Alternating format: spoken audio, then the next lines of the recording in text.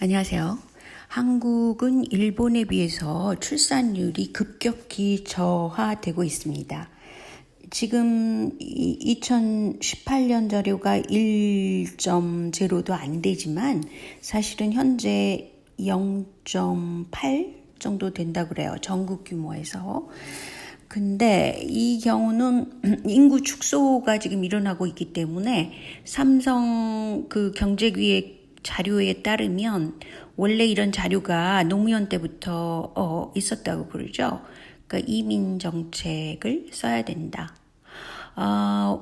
이거는 이제 세계화를 위해서 그러니까 출산율을 일부러 떨어뜨린 거라고 볼 수 있어요.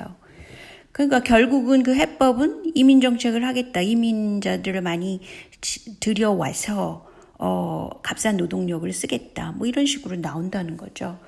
근데 그건 그거고요. 왜 일본은 출산율이 떨어지지 않을까? 그 이유를 제가 보니까요. 일본의 경우는 한국보다 페미니즘이 굉장히 적게 발달한 나라예요. 그래서 한국은 성평등 수준이 아시아 1위입니다.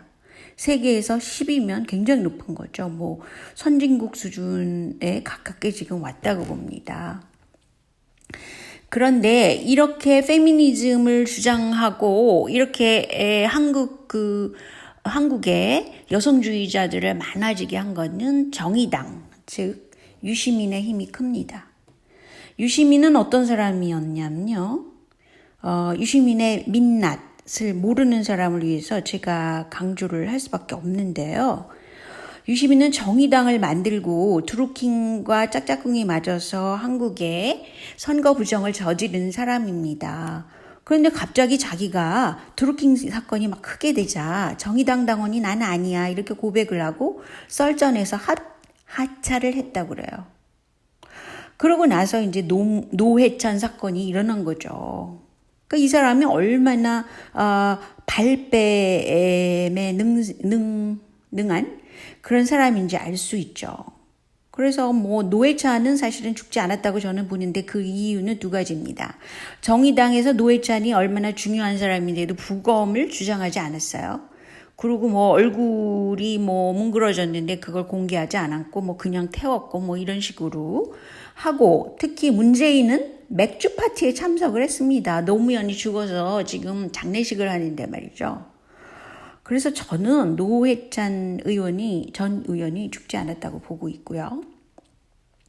그리고 여기 굉장히 중요한 인물을 하나 알아야 되는데요. 이석기를 굉장히 종북이라고 몰고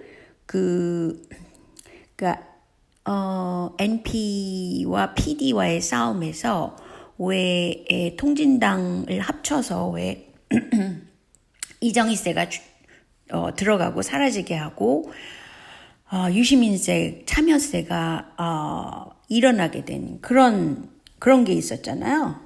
한국 정치에서. 그런데 그것을 주도한 정치적인 인물이 바로 류석춘입니다.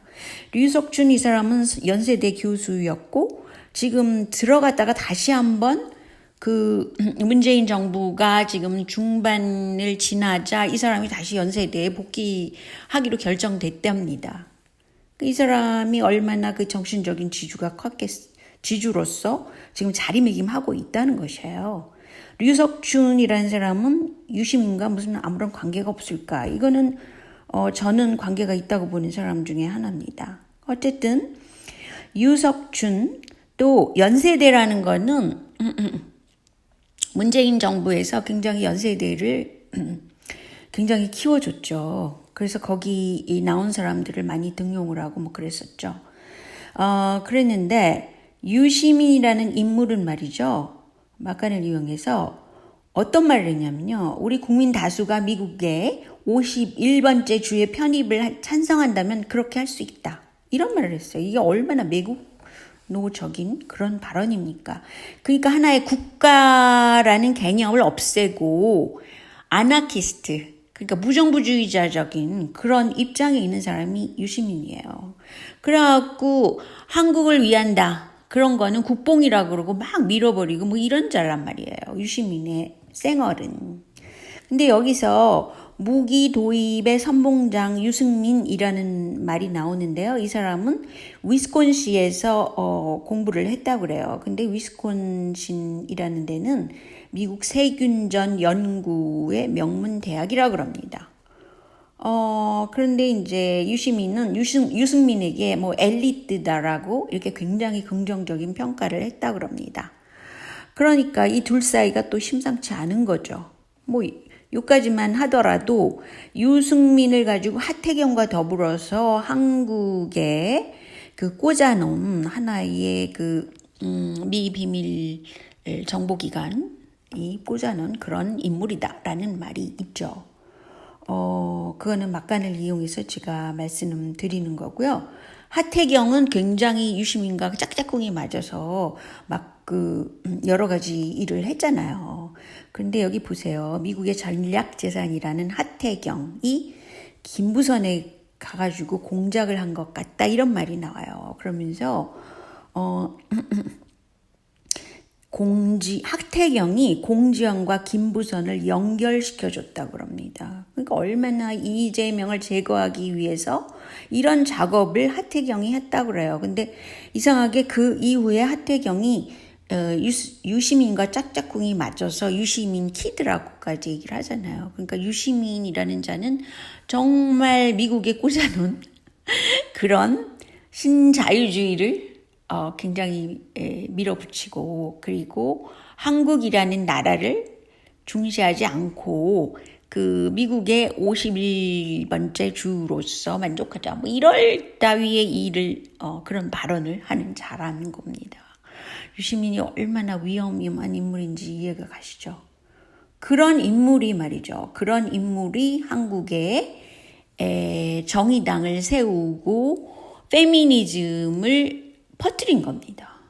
근데 이제 얼마 전부터 굉장히 한국에서 열렬하게 일어난 일제 불매운동도 말이죠. 유시민은 그 초기에 불매운동 하지 마라. 불매운동으로 한일 관계가 해결되지 못한다. 이런 말까지 했어요. 제가 이제 이걸 믿지 못하시기 때문에 이렇게 실증적인 기사화된 거를 가져온 겁니다. 그리고 유시민은 민주화 동료의 배신 사실이 있었다. 그러면서 진술서가 막 공개돼가지고 한참 떠들썩했잖아요. 그러니까 이 인물이 얼마나 그 위험 인물이라는 것을 드러낸 거죠. 유시민. 근데 현재 노면재단을 맡고 있어요. 근데 그 후원금이 어마어마하더라고요. 2009년도부터 최근까지라고 볼 때 후원금이 전체 그러니까 몇 년 후원 내역을 보면은요. 후원금이 544억 원이라고 합니다. 그리고 중앙정부에서 지원금이 21%인데 165억 원이라고 합니다. 세상에 뭐 노무현이 사실은 욕 들어먹고 지지율이 한 자릿수고 막 이랬었잖아요. 그랬던 정부를 기리자. 그래서 노무현 재단 이사장을 하고 있는 게 지금 유시민이죠. 유시민이 이 대권 후보가 될 가능성도 높다고 보는 사람도 있어요. 근데 유시민은 제일 잘못한 거는 선거 부정을 했다는 거예요. 드루킹 일당이 킹크랩으로 만든 첫 작품이 유시민 총리였다. 이런 거를 보더라도 알 수 있고요. 현재까지 그 킹크랩법이라든가 그 드루킹 때문에 나타난 여러 가지 선거 조작, 매크로법이라든가 이런 게 국회에서 법으로 제정되지 않고 있잖아요. 그러니까 한국은 지금 수개표도 안 하고 전자개표하고 그래서 완전히 그 부정선거를 앞으로 계속 할 거라는 거죠. 근데 유시민의 여동생이 바로 희망제작소 소장을 역임하고 그 기획이사로 있는 유시주라는 인물입니다. 그래서 여동생을 이렇게 짱박아 놓은 거죠. 그래서 박원순 시장하고도 굉장히 그 여러 가지 정책적으로 유시민은 정의당 쪽의 정책은 뻔하죠. 성소수자 문제, 여성 문제, 페미니즘 문제 뭐 이런 거 들고 나왔잖아요. 그걸 퍼뜨리고 찬성하는 것이 또 박원순 시장이잖아요. 아이고. 그리고 또 유시민은 무슨 짓을 했냐면요. 가족을 다 짱박아 놨어요. EBS 신임 이사장으로 자기 누나를 거기다 집어넣은 겁니다. 그러니까 뭐 가족들이 앉아가지고 지금 돈을 벌고 안정된 직업을 갖고 뭐 있는 거죠. 기가 막혀라. 유시춘이라는 사람이 이 사람이 누나인데요. 인권위의 상임위원으로 있었고요. 한동안은 2004년도에 열린우리당의 비례대표 공천 접수 때 이 사람이 비공개로 해서 또 떠들썩하고 그랬던 인물이라고 그래요. 그런데 현재 사실은 삼성경제연구소 여시제 이런 것이 굉장히 노무현 이후에 정책 결정을 한다고 그러잖아요. 근데 이게 굉장히 위험한 겁니다. 왜냐하면 희망제작소 소장이었고 한겨레 경제연구소장이고 삼성경제연구소 수석연구소를 맡은 이원재라는 사람이 지금 현재 여시제 기획이사로 있는 겁니다.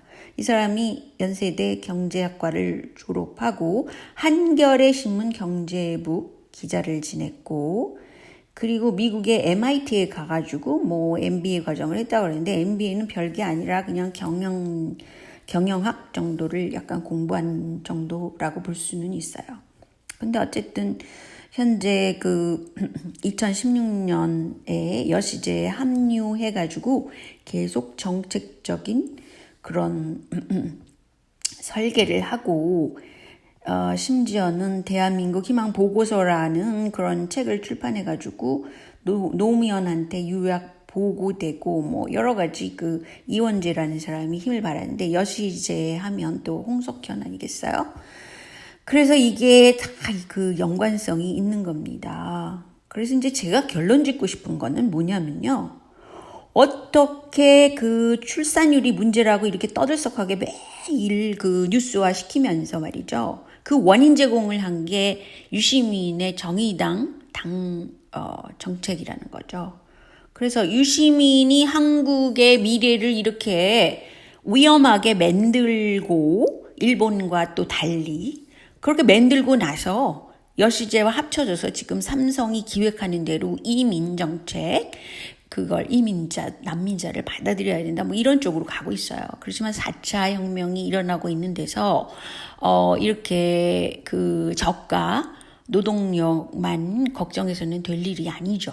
그리고 또 한 가지는 그리고 취업률 문제가 청년 취업률 문제가 있는데 말이죠.